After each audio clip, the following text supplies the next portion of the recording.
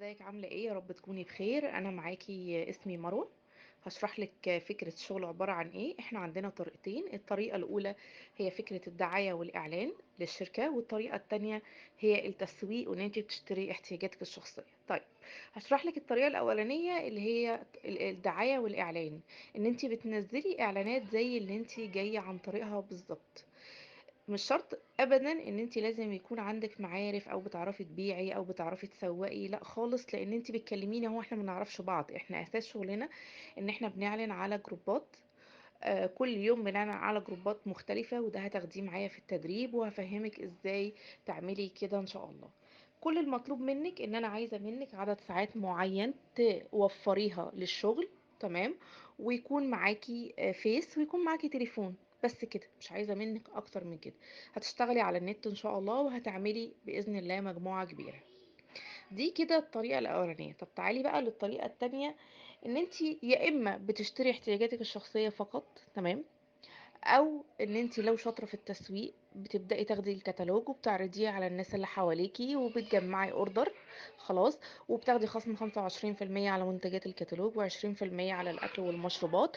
يعني لو خدتي مثلا ازازة برفان ب100 جنيه، انتي بتاخديها ب75 جنيه فقط، والفرق بيكون مكسبك.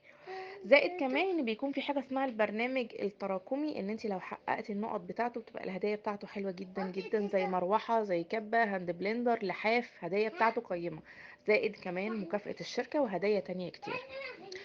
عرفيني بقى انت حابة انهي فكرة في الاتنين، وبرضو لو عندك اي سؤال اتفضلي انا معاكي. بصي حبيبتي، هي الفكرة كمان بكل بساطة ان احنا بدل ما بنشتري من السوبر ماركت، من الصيدلية، من العطار، حاجات كده كده بالفعل انا بشتريها، زي مثلا التوابل، البهارات، الفلفل الاسود، معطر، شاور، شامبو، بلسم، كل ده مفيش بيت عندنا بيستغنى عنه. انتي مالكيش في التسويق، ما بتعرفيش تسوقي، ده بالنسبة لنا ولا حاجة، مفيش مشكلة خالص منه. الاساس عندنا هو انك تكوني فريق تحت كودك وتعملي مجموعة كبيرة وشجرة كبيرة من كل المحافظات. فانت هتعملي زي شجرة كبيرة، معنى كده ان انت هتسافري؟ اكيد لا طبعا، كله من بيتك من خلال الفيس. وده اللي انا ان شاء الله هعلمهولك الفترة اللي جاية. طيب بصي حبيبتي، انت مبدئيا بدخلك على جروب وبعلمك كل حاجة من الألف للياء. بتتعلمي ازاي تعملي دعاية واعلان للشركة، وازاي تنشري اعلاناتك في جروبات، وبعلمك ازاي تقدري تقنعي الناس ان هي تخش تعمل معاكي عضوية، لان انت بتقبضي على حسب المبيعات بتاعتك انت والفريق بتاعك. سواء اخترتي ان انت تشتغلي تسويق او اخترتي ان انت تشتغلي دعاية والاعلان، او تشتغلي الاتنين مع بعض، وده طبعا بيكون مكسبه افضل. تمام. في كلتا الحالتين انا ان شاء الله بكون معاكي خطوه بخطوه بفهمك كل حاجه. كل الموضوع ان انتي بتعملي اعلانات على جروبات وبتبداي تقنعي الناس ان هي تخش تعمل معاكي عضويه، يشتروا احتياجاتهم الشخصيه. تمام. اللي تقدر تسوق تمام، اللي ما تقدرش تشتغل دعايه واعلان مفيش مشكله. بدل ما بتشتري من السوبر ماركت، صيدليه، عطار، هي نفس الفكره بالظبط. كام مره احنا اشترينا من سوبر ماركت او من صيدليه ما خدناش اي هدايا؟ الفرق بقى انا شخصيا يعني عجبتني الفكره كمان جدا. لان انا بشتري احتياجاتي الشخصيه اللي انا بشتريها من بره، زي معجون سنان مثلا من الصيدليه، غسول للفم مثلا، خلطة دجاج، ما كده كده محدش فينا بيستغنى عن خلطة الدجاج دي في البيت بتاعت البانيه، صابون مواعين. بدل ما انا بشتري من بره ومش بستفاد اي حاجة، ولا باخد هدايا، لا احنا يعني الشركة بقى، انت بتشتري احتياجاتك الشخصية وبتاخدي عليها هدايا.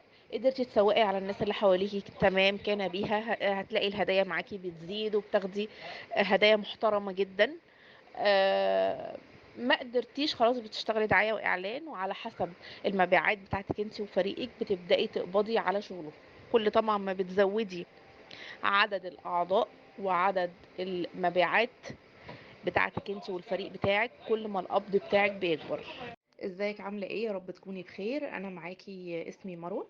هشرح لك فكرة الشغل عبارة عن ايه. احنا عندنا طريقتين. الطريقة الاولى هي فكرة الدعاية والاعلان للشركة، والطريقة التانية هي التسويق وان انت بتشتري احتياجاتك الشخصية. طيب، هشرح لك الطريقة الاولانية اللي هي الدعاية والاعلان، ان انت بتنزلي اعلانات زي اللي انت جاية عن طريقها بالظبط.